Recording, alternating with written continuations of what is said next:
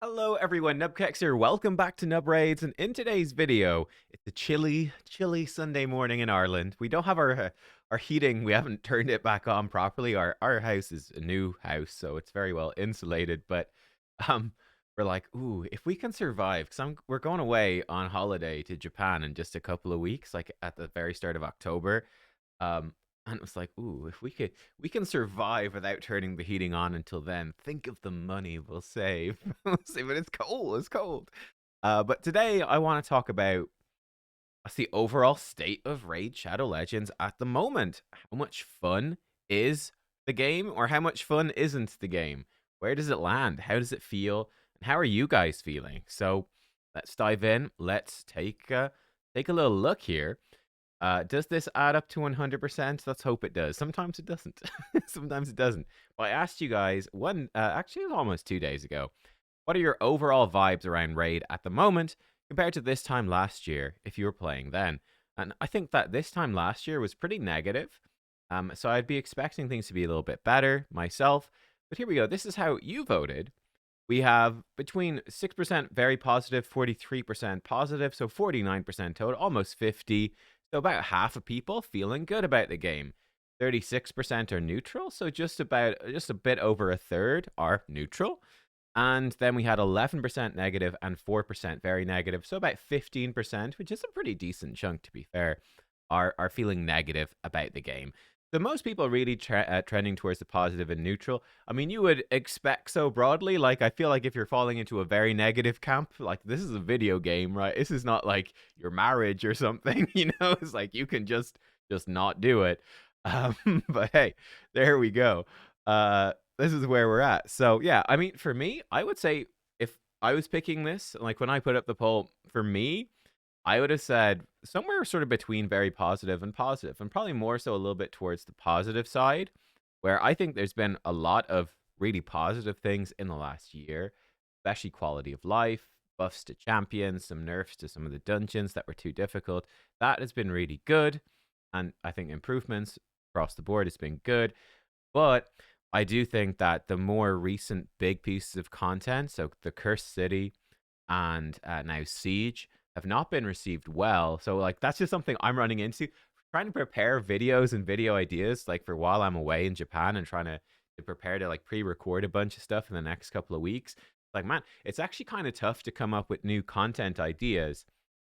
I think mostly because like people aren't that engaged with the new content really. So that's a bit of a struggle. So I would be going for positive. That's sort of my thoughts. But let's see what you guys said. I want to go through some of the comments here and yeah, see what people are saying. We had Vexa says negative because they keep making prices higher and thresholds for events keep going up.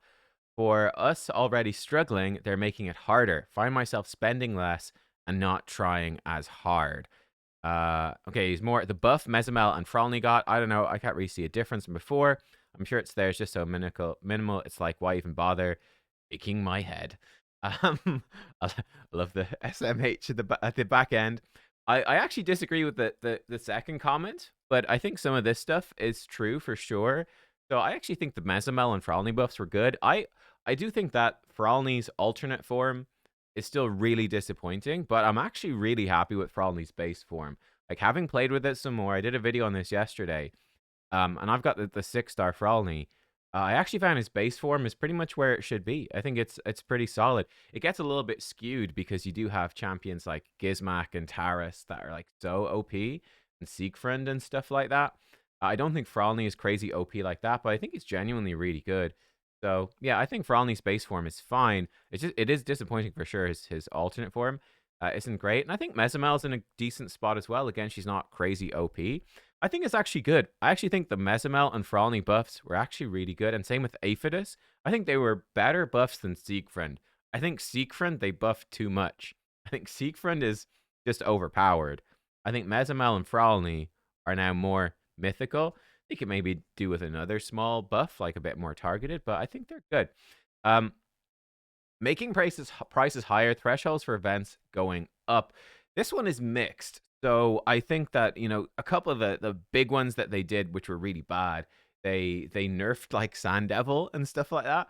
And then they came in and said, okay, well now that Sand Devil is nerfed, they then started upping the thresholds for the Sand Devil events. That sucked. Or I think recently we had that the last Prism summon event. They nerfed the free Prism crystals in half. Right, you were getting half as many, and that sucked. So there's definitely been some events which have clearly gotten worse. Um, on the other hand, like the Thor fusion that's going on right now, like that was way better than I think we expected it to be. The Champion Chase event in particular was way better. Seems like you're more late game big spender, so you probably don't really care about fusions. Like they're probably not hard, but I think for a regular player, that was a really big deal, right? For an earlier game player, a low spender free to play, the Thor fusion being way better for summon events than we expected. It was actually a big plus. I think that's a bit mixed. And prices going higher. The stuff I spend on, because I don't spend like crazy. The stuff I spend on hasn't changed, but I have heard from some of the bigger spenders that yeah, like energy packs, I think in particular, are not as good as they used to be. I think there were like €60 or $60 packs that are now $100 packs instead. So I think for spenders, maybe it is worse, but I'm not 100% sure because I'm not there. Side YouTube says actually very positive. Started to skip minor fusions, started stockpiling resources for special events, etc. Seems it took me years to realize how Raid should be played. Thanks for your guidance, Nubs. You're welcome. Again, like, because I do spend a little bit, it's not always easiest to give as clear advice, because if you're going in totally free to play and you do exactly what I do, well, that's rather unlikely. So, in fact, impossible. So, yeah, but I try to give good advice. Yeah, I think that skipping some of the minor fusions can be a really good idea. I think that's a frustration people run into. It seems pretty common that some people, if you are the sort of person that finds it very, very, very frustrating to do all the fusions, then just don't do them all. Skip the bad ones. And I think it's a pretty common thing. I hear people skipping the fusions that are not helpful for their accounts and finding that actually improves their game. They're less stressed. Depends on the sort of player you are. Like for me, I'm bored if I don't do the fusions. Like the fusion is something to do, and I enjoy collecting the champions and doing cool stuff. So for me, I really enjoy the fusions. But there's a lot of players that I think, yeah, skipping some of them is actually probably the right call for you. Not only it might be the right call in terms of your account helping you stockpile better, but it might also be better in terms of you enjoying the game more. So yeah, let's see what people said about that. Me too. Skip Scarred. I think yeah, Scarred was definitely one that was definitely skippable. Good if you needed that hex damage for Hydra. But yeah, he's on his way to both Thor and Freya. If they don't screw us up, 5-star awakening for Thor as well. Won't really push for it. Freya's my priority. That's interesting. I kind of would feel that maybe the 5-star Thor would be better value than the Freya. Because like you really want to use Thor. Most people will really want to use Thor because he's so good. Probably build teams without Freya. I don't know. I'd be leaning towards just making my Thor as strong as possible. But yeah. Oh, here's this guy says that hard decision. I prefer Freya. Fair enough. I'm gonna get both probably, but yeah. Siege is killing my enjoyment of the game, says Andrew K 3089. That's interesting. See, I don't know if I really agree with that. Let's see what the replies say. I do think that Siege, I left because of people really don't like it. Like, I think that Siege definitely is undercooked, right? I think that Siege, it feels like something that they just, kind of ran out of time developing. We're just like, okay, you know what? Just push it live, and then hopefully we'll try fix it when it's actually live. Definitely undercooked.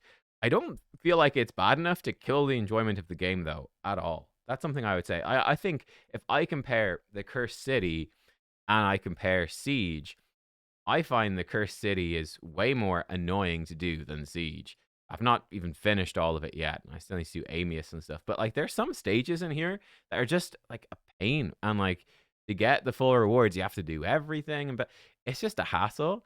Like, some of the stages are fine. Some of the stages are fun. And then you've got some stages or some rotations of some stages that are like, what is it, S20 maybe?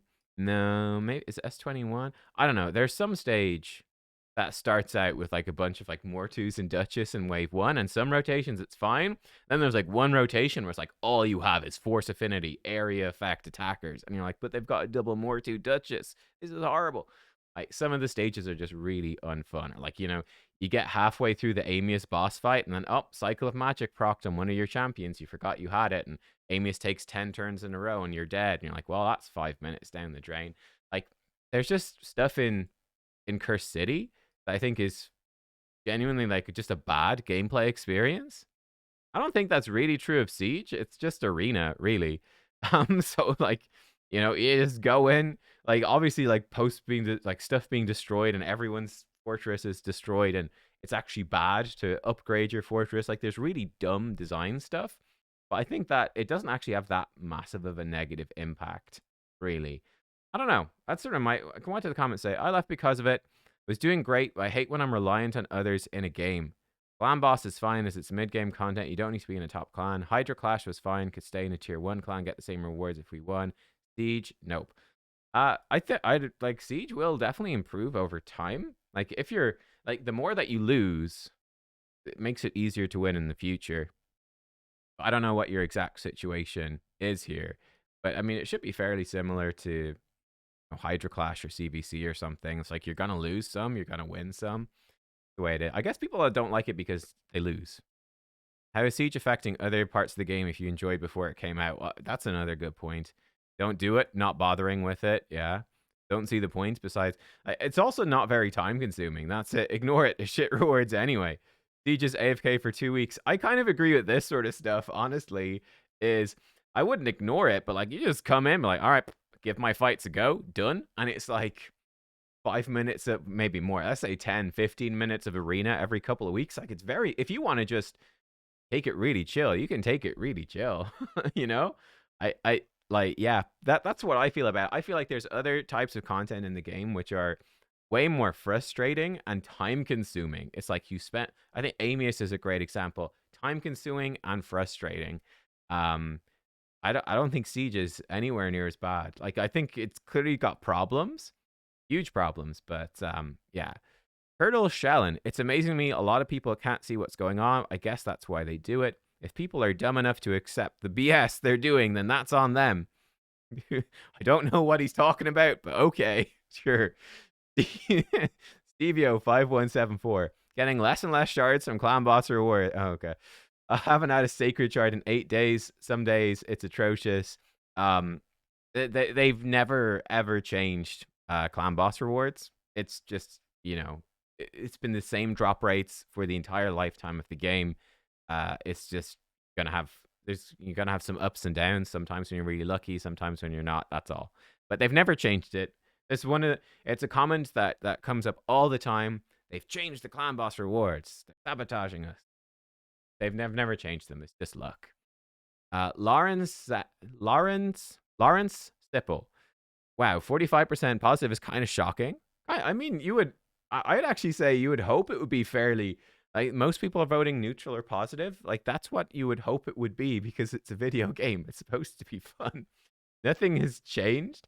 They've added a bit of quality of life here and there, but nothing we've asked for. I disagree. I was a spender, but I finally woke up, realized 90% of the time you get nothing for your money. Okay, well, I mean, that's absolutely fair. 9% you get trash, maybe 90% you get trash Legos. Again, I think that's super fair. They keep adding champs. It gets harder and harder to get the ones you wanted. Yeah, again, also true. So I disagree about this top part, but I think there's a lot of true statements in this. Like I think one of the things they've done quality of life that helps with this part this year, which is good, but could be better for sure. They've been again buffing these champions that are weaker. They've buffed a bunch of legendaries. I think that's a good move in the right direction. I definitely think that some of them needed bigger buffs, and we'd like to see more frequent stuff because there are a bunch of legendaries that you're just never going to use. I like I said, I'm really happy with the changes to the mythicals, Bralny, Aphidus, and Mezimel. I think they've been really good buffs because mythicals are even harder to get than void legendaries, right? So I think it takes so long, right, for a player, imagine like pre-buff Aphidus, for a player to pull the Aphidus and go like, oh wow, instead of being a mythical I'm excited about, I'm just really disappointed. It's just like, well, I guess my account is kind of screwed. That's like all my primals, all the stuff I've been saving, it's all gone. And all I got was Aphidus. This sucks. I think Ashnar is probably the big one in that circumstance right now where it's like, oh god. I think buffing the mythicals is really important because like you get a lot of legendary champions playing the game. You don't get a lot of mythicals. When your mythical sucks, nothing feels worse. So yeah, I think it's been. I'm pretty happy with the direction they're going with that. Um, yeah, I think a lot of the quality of life stuff is things that people have asked for. Honestly, like I think it is. So yeah, like gear presets and stuff. That was this year. It's like stuff yeah, a lot of stuff people have been asking for. But yeah. Zephyr says, very positive. I like the addition of Siege. I admit it needs some work. It needs a lot of work, especially since you can't upgrade your stronghold unless you want to give extra scrolls to the enemy. Yeah, I believe Siege is bringing clans closer. It feels like everyone can actually work together and strategize more to complete a goal. I mean, we have some comments up here saying, I hate working with people. So it's certainly not true for everyone at all. Rather than each person doing their own thing, not having to interact with anyone in their clan if they don't feel like it. Yeah, like this is a pro. I actually disagree. I think that you can play Siege really without interacting at all with anyone, and like the clan leaders can like ping that like you could play it super casually. Like if you said, okay, go in, do Siege. Like if you took my clan, you said Discord is banned, you cannot talk to each other. In-game chat's disabled, Discord is disabled, no communication allowed except for like the in-game pinging thing. Like you can still do Siege just fine. Like you could make it work. It would be much less efficient, but it would work. So I think you can do it if you don't feel like it. And clearly a lot of people don't feel like it, but the addition of personal rewards in Hydra Clash are great. Yeah, I think that's a brilliant change. It gives everyone an opportunity to get more stone skin protection accessories without needing to push higher and place top 3 in Clash. I think that's a really, really big quality of life thing. Um, yeah, the Hydra Clash, these chests down here, these give you so many accessories. It's actually a huge deal. And that's important because to compete in any of the arena modes, you need stone skin accessories. To compete in any of the boss modes, you kind of need protection accessories. So yeah, like, it would get to the point where you just can't do that well in Hydra Clash because you can't get the protection accessories, whereas your opponents who are winning do have them. So then they win more and you lose more. It's pretty bad. So I think I think this has been a huge quality of life thing. Yeah. Um, I overall agree. I do like the addition of Siege. It needs a lot of work, for sure. But yeah, good quality of life. 19 Creature 94 says they went in a positive direction with the quality of life stuff, bringing back champion buffs. There's still a lot of greedy and unfair systems in the game. Yeah, Prism Mercy. It's better than last time this year. Yeah, I totally agree with this. Yeah, I definitely agree with that vibe overall. I totally forgot about the Prism Mercy system. Oh my god, yeah, Prism shards, but Mercy system doesn't kick in until you're like $200 or more into each Prism event. The Mercy not carrying over between Prism events. Yeah, I don't think it's unfair. I think it's more greedy. It depends on your definitions, of course. Yeah, I'm not a fan at all of the mercy system for Prism events. I think that would be like, I mean, here's the thing. Like to get to your ancient mercy or your void mercy or whatever, that also costs you hundreds of dollars. But the difference is that because it carries over, you can get there. Like you can very consistently get to your mercy system with ancients just by playing the game. And you will get legendaries because you will hit the mercy system. Because you get a bunch for free just regularly by playing the game. So you can hit mercy system for free consistently. With prisms, it's impossible because it resets. You physically cannot get like the last prism event. You only got one pull, and that's if you maxed out everything, which is very expensive. So yeah, totally agree. Tag Team Arena and Siege are holding Raid back from being top tier, says Where's the Pudding 946. You know what's interesting about that is they said a while ago that they were going to look into reworking Tag Team Arena, and nothing happened. What I think did happen was Siege. I think they went into reworking Tag Team Arena, and that rework morphed into Siege, into its whole new game mode. Because I think that Live Arena is basically a better version of Classic Arena. I think Siege is basically a better version of Tag Team Arena. I do. I think that's pretty much exactly what it is. I think that there's still a point in having Classic Arena and Tag Team because it's much more chill and accessible, and it's less pressure, right? I think there's a lot more pressure in Live Arena because it's live. You are versus another player live. That's a lot more intense than Classic Arena. And a lot of people don't compete in Live Arena at all because they don't enjoy losing and they don't enjoy that pressure. I think that Siege is sort of similar. It's not super live. I mean, kinda, not in the same way. Um, but again, it's sort of that social element that your clanmates are watching like your performance and all of that. So there's an element of perhaps judgment there, depending on your clan. So yeah, but I do think that it seems like maybe I hope that they will go back and do something for Tag Team Arena. But it does seem to me that they probably started working on it and that turned into Siege is my bet. Um, I do think that certainly in terms of being top tier, I totally agree. I think like Tag Arena is kind of just old. It's never going to be that amazing. It should be improved, but it's nothing too crazy. I think Siege could genuinely be a really good game mode that pushes the game to top tier. But all the problems with Siege really prevent that from happening. With great reluctance, as insane power creep has taken the enjoyment out of maxing champions because, one, why should I put my precious time and resources into a champ that will soon be irrelevant? And two, it feels like Plarium don't believe in the future of the game, just trying to max out the profits while they can. Why should I invest in a game if not even the makers think it's going to be around in the future? I actually strongly disagree with that part as well. Um, I think with the quality of life, so like I genuinely strongly disagree with that. Looking at the previous year, I think if you made that statement at this time last year, which is sort of the original question, I think that would seem very true. I think though that in 2024 they've made a lot of effort to communicate more, a lot of effort to do quality of life stuff and do things that people are asking for. I think that's been a huge focus actually. I think it's pretty impressive. Or like, just putting in something like this new profile system. Like, how much money does this new profile system make them? I mean, it just mostly makes players happier. It's just a small quality of life thing. I think that like gear presets, it's just a quality of life thing. And I mean, quality of life makes them more money ultimately. But, it's not like quality of life is not a quick cash grab. Let me put it, I think that's the best way to phrase it.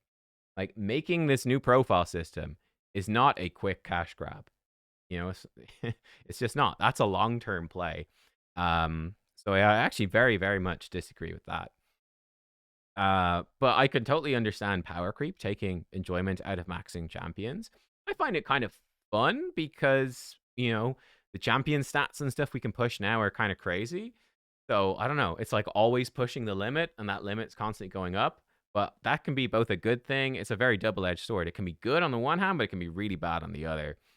Uh, but yeah, some champions can go relevant. I mean, that's been a big thing. I think the biggest place where your point number one here is true that I've seen is with souls. It takes so long to save up your essence to get a soul. So long. You buy that soul, and then you're screwed. Like I've seen several people that like saved up and they're like Duchess Lilitu, safe bet, right? Top tier arena champ for forever. Saving up. I'm saving up. I got my Duchess soul. And now they're sitting here today going, man, I kind of wish I hadn't bothered, right? She's fallen off so much in Arena because of the power creep, the new champions, the counters, the stronger options. It's like, I kind of wish I hadn't bothered now. I think that's a pretty big problem, like that long-term investment, for sure. Wolf Caleb 1 says, kind of just feels like the game is hanging on, helping folks pass time until Godforge comes out. I'm sure that's not their intention. Yeah, the raid devs are like, guys, fuck. Let's just wait for Godforge, guys. We just gotta keep it going till then. That's all. I love it. Jinfecto, slightly positive. Thor Fusion is cool. Siege is terrible. Yep. Pretty much agreed on that. Surge 11. IMO this year has been a big win overall compared to my feelings at this point last year. More choices during fusions. I think again, yeah, that's true. I think it would be better if there was even more. Like back in the day, you used to have a lot more choice. Like the Thor fusion has been, like I said, pretty good. Like the extra summon rush event, pretty good.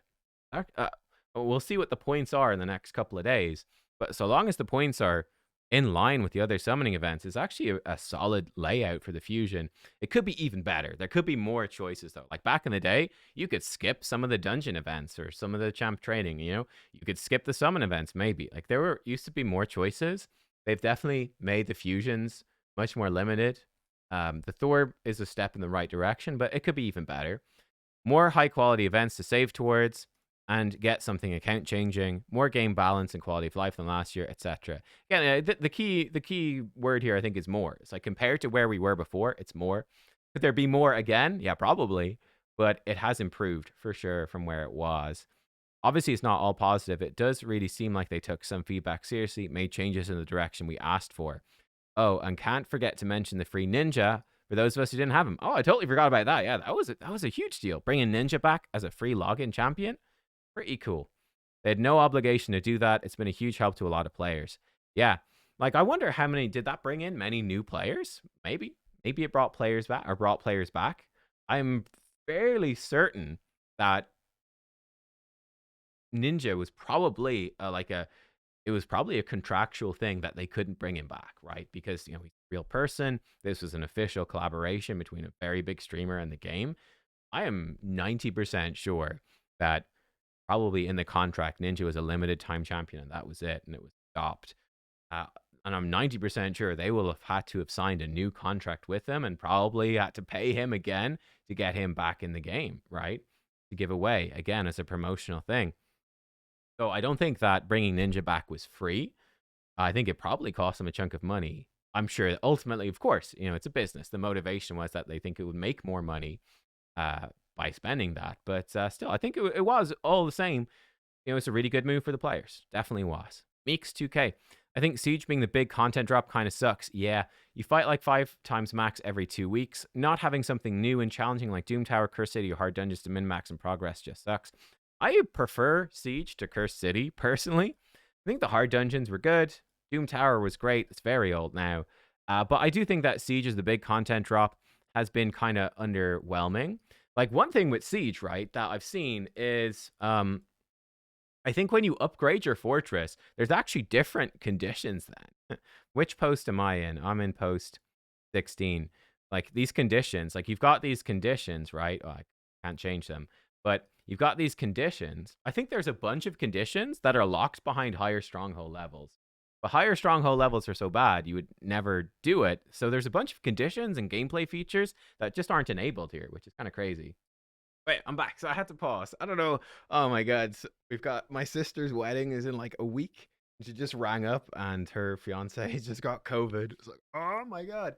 I have to take immunosuppressants because of Crohn's disease. Like, oh, that's not very good for me. Yeah. Fun life. Where were we? Let's read another couple, and then we'll stop it there. How about that? It's Revenant says, the game is becoming exponentially more pay to win. Siege is basically either Plat Arena or Silver Arena, depending on matchmaking manipulation. Yeah. The matchmaking manipulation, our clan does it. Almost every clan, certainly at the high end, does it. Because it's the smart way to play. In fact, matchmaking manipulation is something that a lot of players do in classic and tag arena, and a lot of clans do in CVC and Hydra Clash as well. It's super common in like nearly every game mode.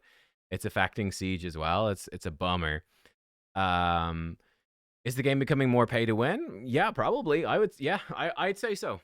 Yeah, I actually do think that this is definitely true. Like, I think if I gave you, let's say, $10,000 2 years ago, that okay, go pay as much as you want.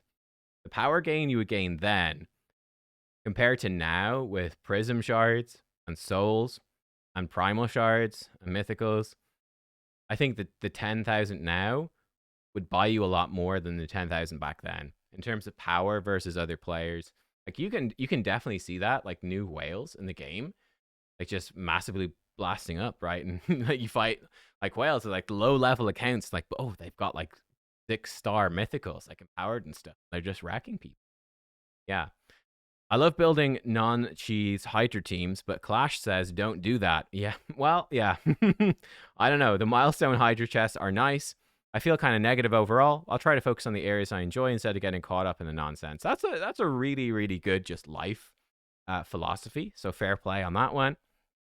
Yeah, I think that, yeah, the milestone Hydra chests are kind of like, okay, this is, they basically said, I think that it basically says they're not going to fix the cheesy Hydra teams. Like, there's just going to be crazy imbalance, broken stuff in Hydra, and that's just the way it is. Um, but I think that the milestone chests are kind of being like, okay, even if you don't have those broken champions, whatever, you're not in like a top tier clan that has all those champions, and you get wrecked by people that do. Like, you can still get your milestone chests, and that has the bulk of the rewards. I basically think that's where it is, but I have very little confidence at this point that anything with Hydra is actually going to change. Wait, let's do this last one here. Big Pop 74, positive, but that will change if there isn't an uptick in the routes to get mythical champions or specific legendaries without spending a ton of money. I think I've pulled 2 useful legendaries all year. One of those was guaranteed, Narcissus and Duchess. Only the fusions keep me playing. Like that, there's something that I have been thinking about this as well that's really interesting is if you look at a lot of the top tier champions, I think Thor is a great example of he's gonna be a top tier champion for for a lot of people. We had like Armans, Ancora was really good, Aestrid was really good, Wixwell is insane as well. Like, we've had a lot of Newt was over a year ago now, I think. But like, we've had a lot of really, really, really OP fusion.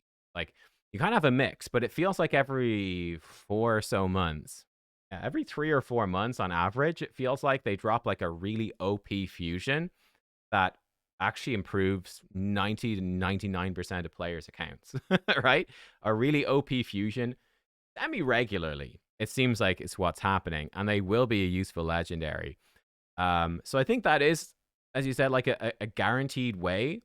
Like, I think within the last year, if you include the fusions and stuff, you're going to have more than, like, these are non-fusions. I think the fusions sort of are that. It is a guaranteed way to get an impactful, useful champion. Should there be more sources of that? Yeah, maybe. That's actually an interesting question. I have to think about it more.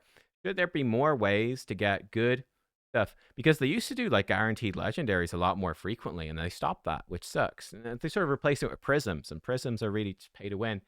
So yeah, I kind of feel like they definitely could do more free to play accessible events rather than more whale events, honestly. And especially seeing as they're making prisms worse to participate in. So yeah, it's an interesting one. The mythical champions are definitely, they're definitely very, very limited as well. That could definitely improve. I think mythical champions are really fun to play with, and they're buffing them, which is good. But there's probably I would guess, at least we've got a fairly end game, like long-term player viewership here. I would guess, even so, that probably about a third of the viewers that don't have any mythical at all. And people that have more than one, probably only like 20% of you or something. Like, it's not that much. So yeah. Anyway, listen, there we go, guys. They are your comments and stuff. In terms of this, a good mix of comments as well. Like, some people saying I'm negative and I don't see how anyone could be positive, and then some people saying I'm positive and they've actually done a lot of good changes. It was quite an interesting discussion. I try to play devil's advocate a bit and have some debates with both sides of it. Obviously, my own bias is that it is fairly positive. That obviously probably comes through as well, very much so, but that's okay. Anyway, there we go. That's sort of my thoughts on it and what's going on. Again, let me know more in the comments section down below if you've anything to sort of build on any of the questions and stuff I had in this one. We'll see. But thanks for watching, and I'll see y'all next time. Goodbye.